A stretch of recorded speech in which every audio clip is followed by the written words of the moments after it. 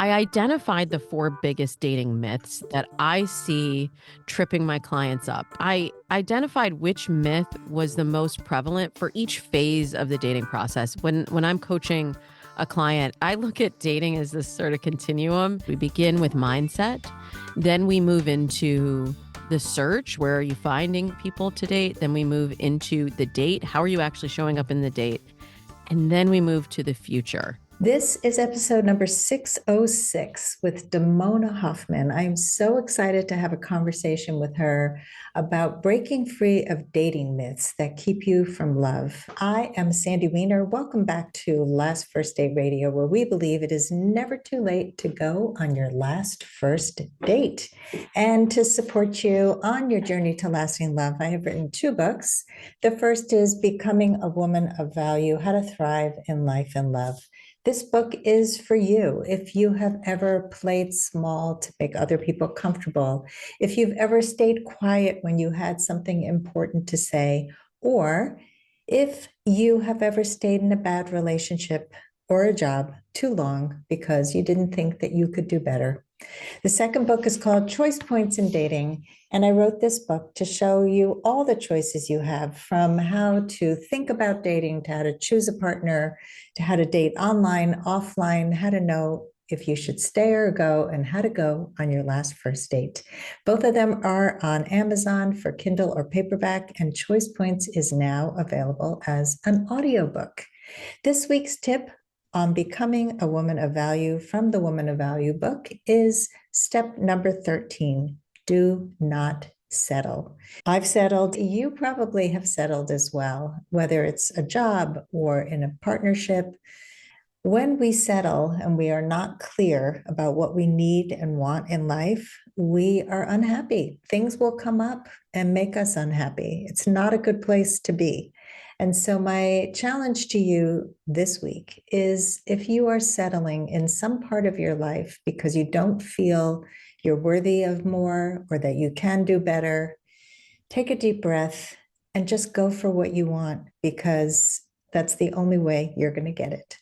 Before I bring Damona on, I want to invite you to join my Facebook group if you're not yet a member. It's called Your Last First Date. And we are a group for women over 40 who want to do better in their relationships and in their dating lives and in their lives in general. We are a very unique group out there because most groups are not monitored. My group has 7 amazing monitors who are wise. I'm on that group every single day, and I do live videos there. I post articles there. There's so much good information and support. We are about positive growth. So if you're interested, please join us at Your Last First Date. And now for my guest, Damona Hoffman. She is a regular cast member of the Drew Barrymore Show and a frequent contributor to NPR, The Washington Post, LA Times, Access Hollywood, and so much more. Her podcast, Dates and Mates, was named Podcast of the Year at the Black Podcasting Awards in 2022, and I am honored to have been a guest.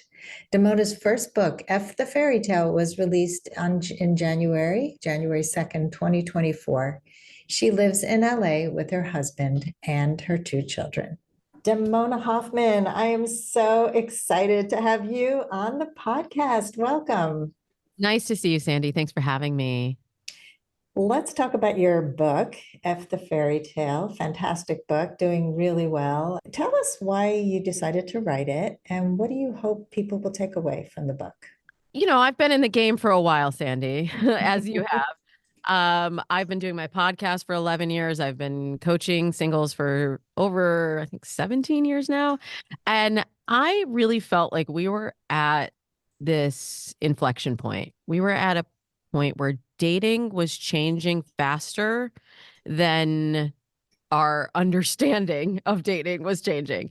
And I really felt a lot of frustration from my clients and listeners about the state of dating today. And I felt like I needed to address that moment by helping people understand how we got here, but then also giving a hopeful roadmap to navigate people to the future of dating and know that they have the power to write their own love stories, to design their own dating plans, to date in their way instead of letting the machine, the fairy tale machine, take over and push us to a place where dating was no longer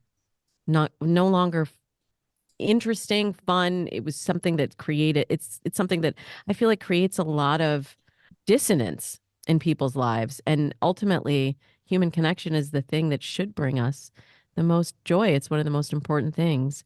And so that's why I wrote F the Fairy Tale, to address this current moment.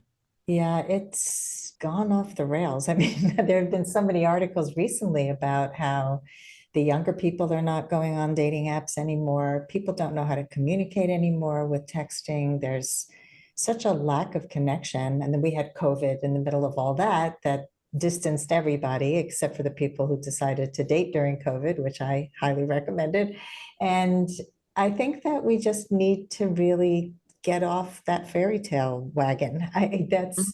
It steered us so wrong. I remember hearing you recently talking to, I think on the Dateable podcast about the Little Mermaid. Was that one where you Yes. like that was like, oh my God. Talk about that a little bit because that's like so awful. Well, I have two kids, and I'm now re-experiencing the fairy tales along with them.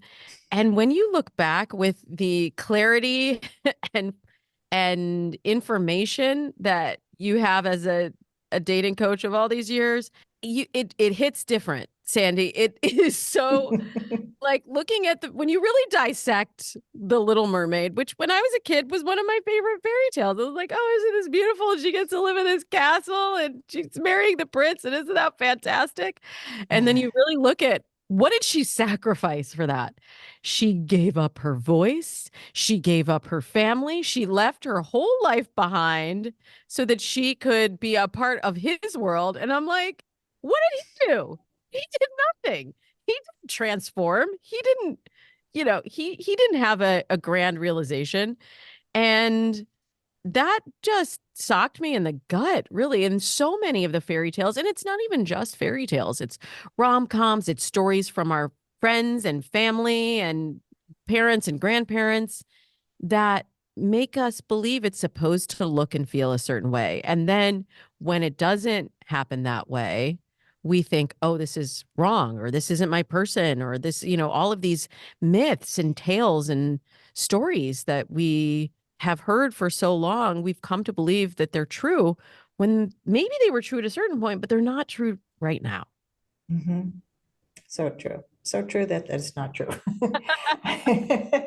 And as you're talking, I'm thinking we need to reframe love. I think we think of love as romance. We think of it as big gestures. We think of it as like whining and dining and courting and that never stops. And people are shocked when all of that is gone and we live day to day with somebody. So tell us the dating myths that you write about in F the Fairy Tale. Yeah, and I just want to clarify that when I say F the fairy tale, I'm not saying you can't have romance. I'm not saying that you can't have a successful relationship. I'm saying put aside somebody else's story and write your own. The subtitle is Rewrite the Dating Myths and Live Your Own Love Story. And that's really the core of the book. So I identified the four biggest dating myths that I see tripping my clients up and that I hear as dating frustrations for a lot of them. And I identified which myth was the most prevalent for each phase of the dating process. When I'm coaching a client, I look at dating as this sort of continuum, and we begin always in the same place. We begin with mindset, then we move into the search, where are you finding people to date? Then we move into the date. How are you actually showing up in the date? And then we move to the future. And each of these phases relies on the clarity that you've gotten in the phase before. So you don't get to the future if you're still in the mindset work. And the myth that I associated with the mindset phase was the list myth. I'm sure you see this as well, Sandy. Mhm. We come in with a list a mile long of it's a checklist of all the things like must be this tall, must make this much money, must live in this radius, 5 mile radius of my house. We have all of these bullet points on a list. And again, I'm not saying don't have a list. I'm just saying let's really peek underneath all of those things that you put on the list and see how well they really add up to the relationship that you want. And that's why in the book I've also offered a a pillar of long-term compatibility that I've seen consistently show up in the relationships that I've helped people form over the last 17 years. And the pillar that we have to start with is the relationship goals. Let's just first begin. I don't care how tall he is. I don't care how much money he makes. Let's just first begin with, are you both invested in the same kind of relationship? Are you headed in the same direction? I can Yeah. take you through all of the myths, but Well, let's do one at a time. we'll do one So, at a time. yeah, that whole thing of what we want is so important, and if we're both aligned, and not everybody's honest, right? So, some people will say, "I'm looking for a girlfriend, I'm looking for a boyfriend," but they're not behaving like they're looking for either one of those things, and so we also have to watch their actions and whether they act like boyfriend, girlfriend, right? So what would you say if somebody says they have the same goal, but they behave differently? Well, I look for alignment between words and actions. Always. Always. But then that's just the beginning phase. This is like before we even get into this is really more this is the mindset phase. So this is more about the target that you are looking for. Mm. And then as we start to get into the search, that's when you get met with the next myth. And this is the rules. This is I'm supposed to say this, and then they'll do this, and we're all looking for a hack, right? We're looking for a shortcut. And really that's where we need to identify our values.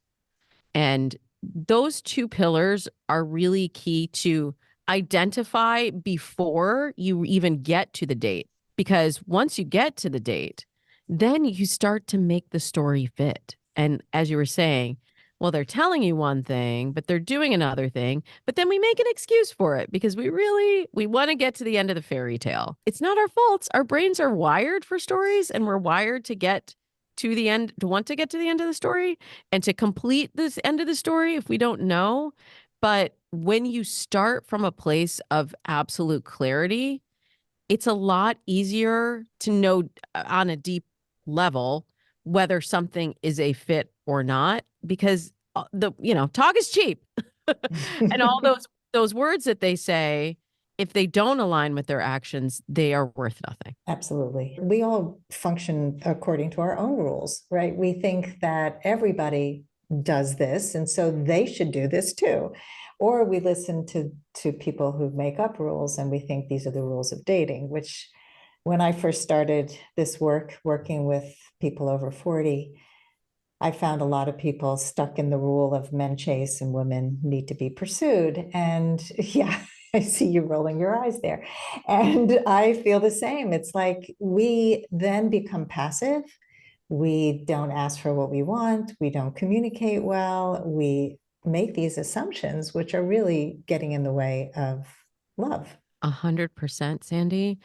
And I rolled my eyes because I look, I'm a feminist. I'm a feminist dating coach. And the true, I know some people just bristled at that and were like, oh, feminist. The true meaning of the word feminist is really about equity, that genders are equal. They're not the same, but they are equal. And we have made such tremendous strides in equity in when you really think back to the origin of relationship. What is the purpose of relationships in the first place? I mean, one for procreation, obviously, but also that women didn't have the ability to have our own careers. We didn't have the ability to have our own mortgage until 1974. Like, when you think about that, that's not that long ago. No. And we would have to compromise what some of what we wanted in our lives to just have safety and security, one of our most basic needs. Now we don't need that. So we've changed one really key part of the equation. And yet we expect the rest of the computation to remain the same. Well, we don't need a partner for our livelihood now. And then the shift of that became, and then we have to also consider, I know a lot of your listeners are not in the place of having children, but having birth control, this is all happening at the same time. Being able to delay starting a family, being able to delay getting married, which has been since about 1974, has been the age of first marriage has been steadily increasing. That to me says women have more choice. We have been taking more choice. And therefore, the role of relationships has changed. So now we've shifted more to a love marriage than a partnership, a financial security arrangement. And yet we're still holding on to some of these relics of what relationships stood for in the past. So I'm just asking everybody to let's do the rest of the computation. Let's, let's just figure out if we want equity in one area of our lives, what would equity look like then in our relationships and in dating? Yeah, it's a good question. I think people don't really consider that. They think, well, I want everything. I want him to chase me and pay for me, and I also want to be treated with respect and again, unspoken rules. And so my thing is also like, if you enjoy when a man pays for you, let him know that you really like to be cared for in this way, or you could say, I really appreciate that you paid and I can pay next time, or pay when you're in a relationship, it becomes more equitable. I don't know. I mean, everybody has to figure it out for themselves, but I don't think it lowers your value if you have more equity. I think that that's what people have to really rethink. Completely. And just even this idea around gender roles of what it should happen, what is how it's supposed to go. We've completely rewritten the the foundation of relationships. So there really is no supposed to anymore. And the other element that has shifted so dramatically, and I'm sure you've seen this in your work too, Sandy, the speed of dating and the volume of dating have changed dramatically, predominantly thanks to dating apps, but also social media, also just we live our lives in a different way. Um we're dating less in just our local community. And when we do that, we we are having a lot more interactions than we had before. And I used to be a little bit still old fashioned, I guess, on the who pays for the first date and all that. Um, but I've had to adapt. Like, I've been doing this a long time, so I've had to adapt my philosophies as a dating coach along with the changing norms in dating as well.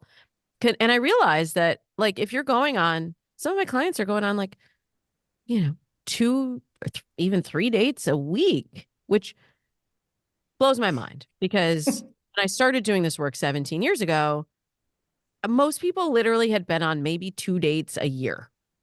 Mm. And if I could get them to a date a month, we were doing great. And now people feel like if they're not going on two dates a week, that they are a failure and that dating apps don't work, that they don't work, that it's hopeless and love will never happen for them. But when you're on that many dates and you're having that many interactions, you brought up texting briefly a moment ago, and that's something I really do want to talk about. But Mm. it's changed the way we're interacting with people. And then it also changes the dynamic when you're on a date and you're, people are going on 2 dates a week and they're paying for all of them. That's actually a really huge expense that in a time when, there's a lot of financial insecurity as well. Yeah. Yeah. I mean, and we don't have to go on expensive dates either, but we have to really consider that's a lot. 2 or 3 dates a week. First of all, my brain would explode. I don't know how you keep track of anyone, especially if you're going on 2 dates with two different people. Is that what you're talking about? Like Yeah. these Yeah, are first a lot at the dates. time. And Mhm. look, I did it, Sandy. Like before, we didn't really talk about my origin story, but Yeah, I'm going to I, get to that. I really want to hear yeah, about that. I do this because I was once in the shoes of many of your listeners and many of the daters that I work with, and I was at the point where I was going on probably 2 dates a week before I met my husband online, and I really looked at dating as a lot of those dates were sort of just skill building. I look at dating as a set of learned skills. And the more that I did it, the better that I got at it. But I didn't put as much emphasis into each and in every individual date. Because if you're only having 2 dates a year, then you have a lot of expectation wrapped up in those 2 dates. Mhm. If you are like, I'm just meeting people, let's see. And it doesn't have to be 2 dates a week, but whatever is what I do with clients is I figure out where's your baseline right now, what would be additive for you. And for some people, for a lot of people, 2 dates a week is too much. It is no longer additive to your life because when you look at what it takes to get to that point of 2 dates a week, that's 2 dates and 75 text messages, you know, and 150 swipes, and it's a lot, and our brains aren't really wired for that just yet, so it No. becomes overwhelming, and that's where the dating anxiety comes up. Yeah. And again, when we talk about rules, a lot of people think that we have to only date one person at a time, or we can only date three people at a time, or we should put all our eggs in one basket. Like these are all random rules that have nothing to do with what you can handle. So you were going on 2 dates a week because they were skill building and because it also helped you to be a little bit lighter about the whole dating thing instead of feeling anxious or feeling like I hope he's the one or whatever it is that we bring to dating. And I think, again, we have to know ourselves. Let's get into the values again. I wanted to go back to that for a minute because I think a lot of people are confused about how to find their values. Because I remember in coaching school, like when they said, "What are your core values?" It was like nobody ever asked me that before. And I kind of lived my life for other people until that point. So I had no idea. How do you help people identify their values?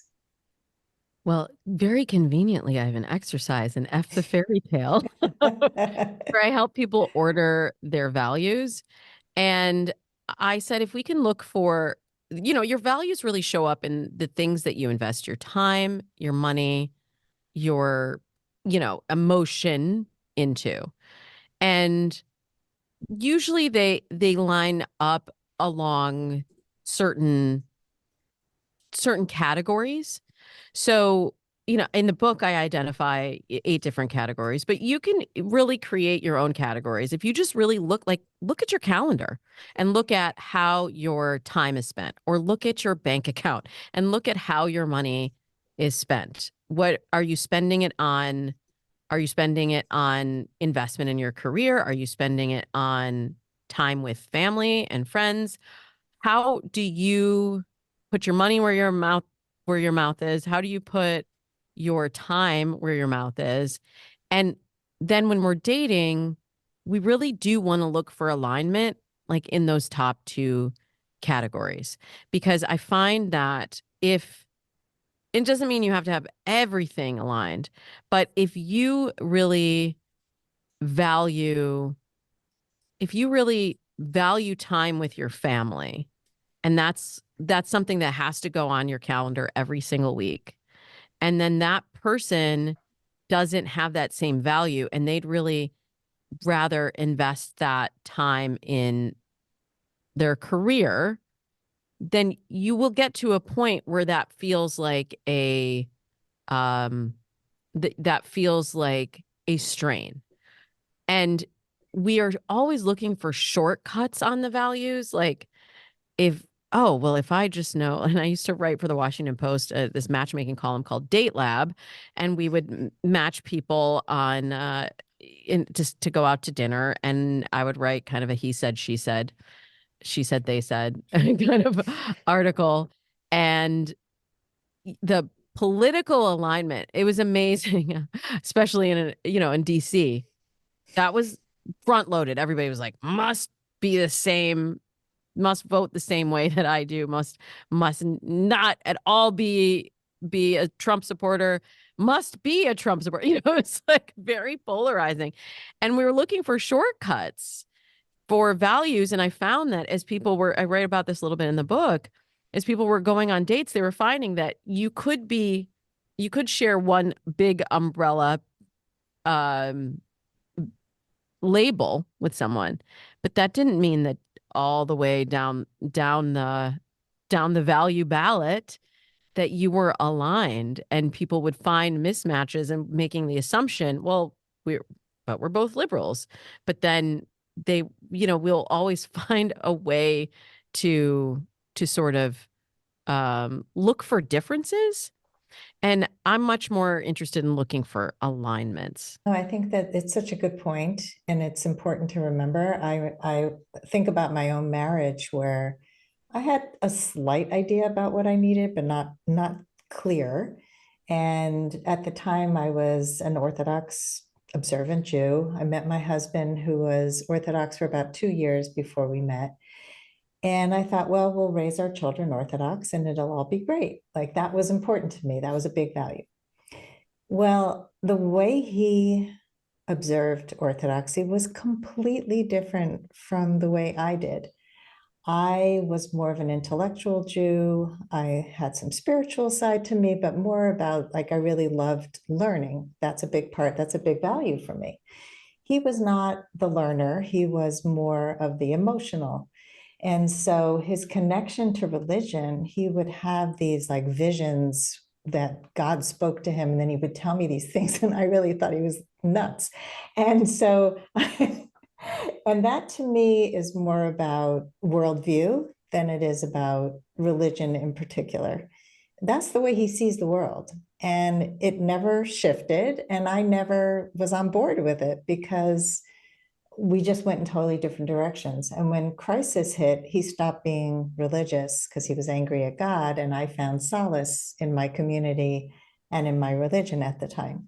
And so that really affected our marriage in a big way. So I always tell people, like, if somebody has the same religion as you, that's not enough.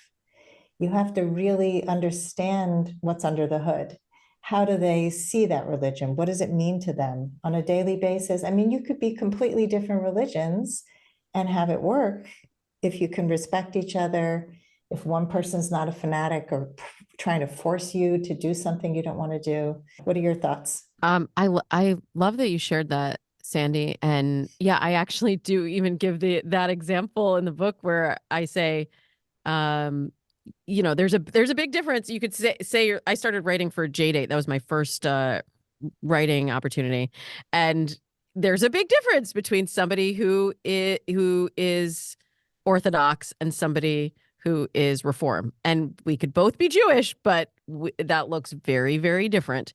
And I even found that sometimes people are carrying somebody else's value or expectation for them. So I would find also some people who would say they they had to be with someone Jewish. And I like to unpack that and just say, well, why? Mhm. Because that's just what I'm supposed to do, or that's what my parents want.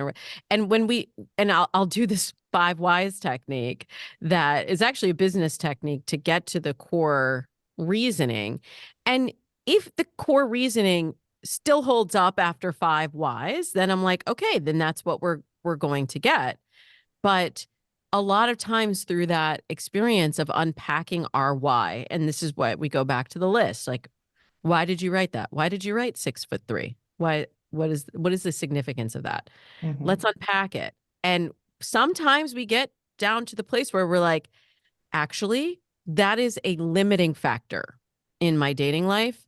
And that is not something that is a deeply held value for me. That is something that is part of a story that isn't actually my story. And then sometimes we can expand the dating pool because it's like so many times I've seen this, I'm sure you have too in your work, where the person is just right outside the core criteria that the person has been looking, and they've been doing the same search the same way again and again and again, and they're like, there's nobody out there. There's no one that fits my criteria online at all, which it always kind of makes me giggle. Like, there's nobody attractive on this dating app. Really, there's no one you're attracted to on this dating app. Okay, then when we start to pull the thread and we change some of these parameters, like what if you are okay with them being, maybe you've always searched for someone who was reform because that's how you grew up. But what if you expanded it to someone who was conservative? And what if the way that the role that faith played in your lives was the same, or the way you lived your life was the same, but because of this label that we haven't peeked under, we put a wall up that prevented us from being able to see that person. Yeah. That's what's really interesting about this work to me. And so many times it's Mhm. like the person was right there. Like, I've helped so many clients that we just changed one little parameter. Like, we expanded it from 5 miles to 10, or we changed their age range by 2 years, or, we just shifted a couple of these boxes around and the person was right there the whole time. Let's take a quick break to hear from our sponsors. This episode is brought to you by Amazon Music Unlimited. You can listen to over 70 million songs and thousands of playlists and stations. Plus, you can now stream your favorite podcasts like Last First Date Radio. You can listen to any song, anytime, anywhere, on any of your devices. Get Amazon Music Unlimited for free for 30 days. Just head on over to getamazonmusic.com/last first date to learn more and claim this offer. A lot of people, when it comes to distance, think, well, I don't want to drive that far. And they don't consider the fact that the other person might be able to drive, or that you can meet halfway, or if it really works out, you'll figure it out because it'll be so important to you, or not, like, but these are the kinds of things I think we have biases that we're not even conscious of that get in the way and keep us stuck. Yeah, and it's also dictated by our prior experiences too. Like, sometimes people will come in and they'll say, "Oh, well, I don't." Like, I had one client who was like, "Oh, I don't date nurses." And I was Mhm. like, "What?" It's like, "Yeah, I've dated a couple nurses, and there's just like there was a correlation that he was making between the profession and the two people that he had dated who were nurses, and then extrapolated meaning from that applied to all nurses there." And I was just like, and I Yeah. had another client that was like, "Oh, no, no, I can't date Michaels. Yeah, I've I heard the can't date same thing. Michael. My ex-husband was a Michael, my ex-boyfriend was a Michael. I don't date Michaels anymore." And I'm like, Uh, okay, wait a minute. This is like your person. There's somebody out there who has everything that you want, who's aligned with you on values, who has the same relationship goals that you're passionately in love with, but his name is Michael and therefore you can't? That yeah, doesn't make sense to me, Sandy. I don't know. I don't know. But this is our brain completing stories. Like, right, oh, exactly. can't do another Michael. Exactly. Can't Yeah. I can't toss him understand when that it's a nurse. people, right? People have trauma that is not resolved, and so they hear the name. I mean, I've heard this so many times too, and I don't date lawyers because the last person I dated was a lawyer. Come on, everybody isn't the same, and it's like We need to see people as unique individuals. I think this is such an important thing. Like, widowers are not all the same. They didn't all grieve the same way. It's the, widowers are better to date than divorced people. Like, what kind of statement is that? How do you know that? So, Yeah. yeah. Yeah. And I really love the process of unpacking that belief. And that's what I lead people to do in F the Fairy Tale as well. Mhm. It's really about how you want to feel in the relationship. So what you're saying about the resonance of the name is really valid. Like, it's not that there's no good Michaels. It's that that name brings up a bunch of feelings from Mhm. that are unresolved from that person. That name has an emotional significance. Or, you know, for the person who said that he won't date nurses, I want to get underneath that. Well, what is it about nurses? Well, the 12-hour shifts and that they're working weird hours and that I feel like I can never see them and that I feel like I'm always playing second in the relationship to their career. Now we're getting somewhere because that's about how you want to feel in the relationship. And that's something then that you can articulate to another person. Like, I really like you, but this is something I've experienced in the past. How can we together address this challenge, need, opportunity? That requires communication skills, Ah, Damona. well, this is good, Sandy. We're making progress because that takes us to our third myth and our third pillar, which is Okay, tell us. third pillar is communication. And that's why we have to get to the date to really see what the communication really is. You can't do it over text. I know we all want the shortcuts, but we covered that in the second myth. Yeah. So we can't do the shortcuts. You have to have that real time, synchronous, in person communication to really know what you're dealing with. And that's why the third myth is the chemistry myth. We want to feel something so badly that we're chasing this idea of chemistry and expecting magic every time we meet someone. And I have found in my work, I'm sure you have too, that real connection develops over time. Real chemistry that can sustain a long-term relationship is not that weak in the knees. The first time I saw you, I couldn't speak, I couldn't breathe, I couldn't think kind of chemistry, because then you're not really communicating. You're just having a visceral, um, you know, uh, a body, your body is reacting to that person. But I'm interested in integrating, the mind, body, and the soul in that chemistry.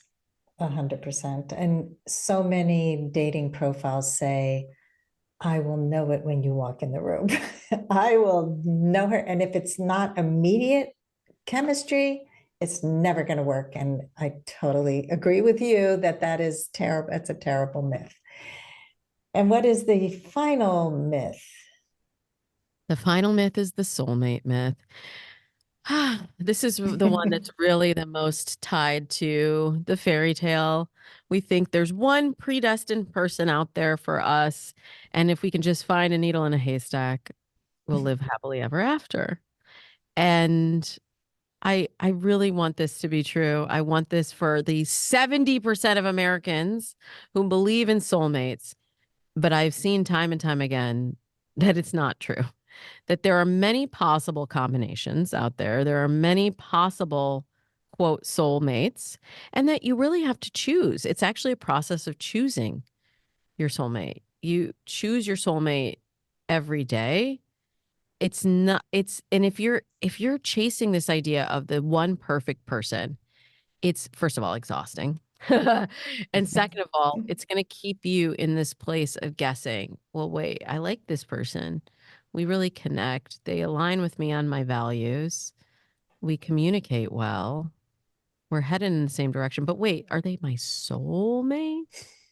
Or it makes us make excuses for like, well, this person, I really feel that they're my soulmate. I've heard this so many times before. I feel that they're my soulmate. So I'm going to wrap myself into pretzels to make this fit. Mhm. And it's just, it's not, it doesn't have to be that we make it more complicated than it really needs to be. I agree. My website, Last First Dates, tagline used to be from first date to soulmate. And I got rid of it because I didn't like it anymore. And that shows how far I've come also. Now it's hope and confidence to love again. And who knows, I may change it again. But I do believe that it takes skills, it takes confidence in yourself, it takes a level of hope, because if we give up hope, we certainly can't find what we're looking for. But what you said about choosing your partner every day is so important. It's not, we're not crockpots, fix it and forget it. And I think a lot of people date that way, like, oh, we're in a relationship now, so we're done. And that's where the work begins. Like, I think people don't realize what a relationship brings up in you, all the old wounds, all the old stuff. And I know somebody who got married at 70 for the second time. And man, is she going through a transformation. She's back in therapy. She's just like, oh my God, I'm learning a lot. I said, yeah, you've transformed because all this stuff that's been brewing, you're finally facing, and you're facing it together. And you're learning how to say hard things and to love somebody even when they're annoying, to be able to say things in a way that gets through to somebody instead of just waiting till you explode. So this work is so important, and that getting rid of that myth, which keeps us not only holding people to an impossible standard, but also not finding what we want because we think it has to be something mysterious and fairy tale-ish. Yeah, that's really at the core is we're robbing ourselves of that discovery. And I say actually in this chapter that relationships are a mirror.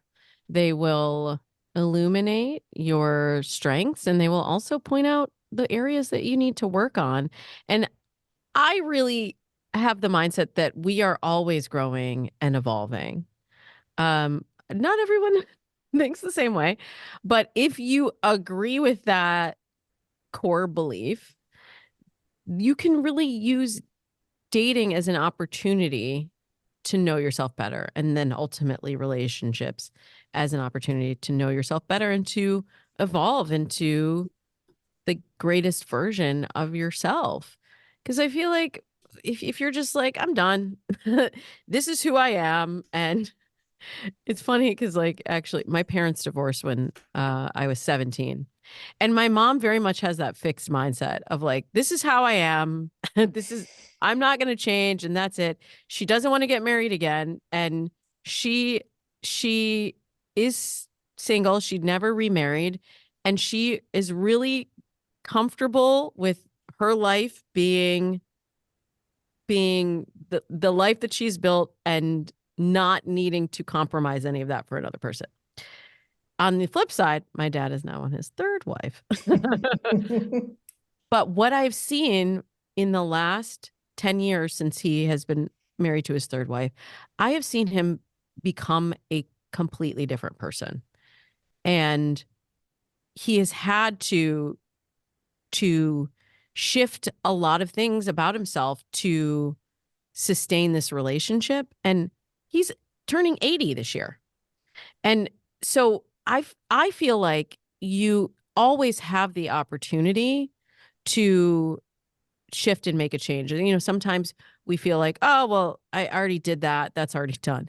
But when I see from people in their 60s, 70s, 80s that there is more to be experienced and there's more transformation available to them, I get really excited by that. So maybe there's a third husband out there for some of your listeners.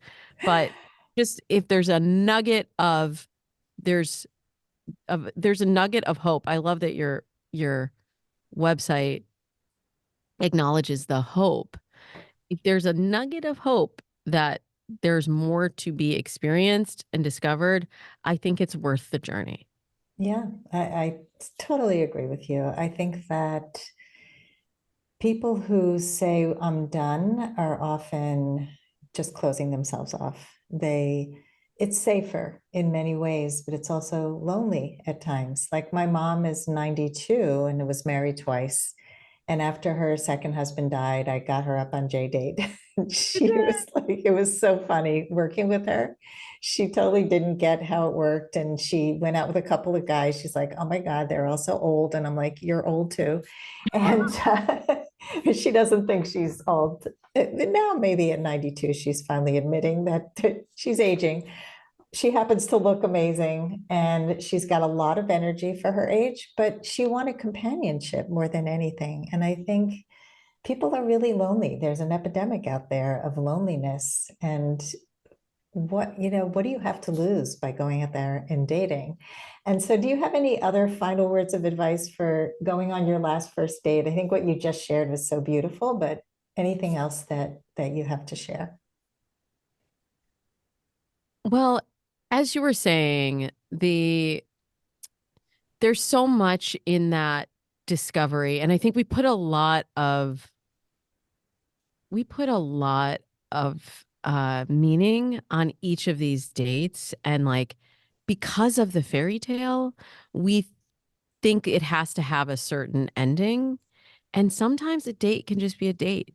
Sometimes a date can just be companionship, something to do, an opportunity to learn about ourselves, an opportunity to gain a new skill. I'm also like, let's stop with the dinner dates. We can do other things that are really that fuel our soul that we're excited to do. I always say, like, do a date that you would be happy to go on, even if the person's a dud, even if it's not a match, something that you would be like, well, that was fun.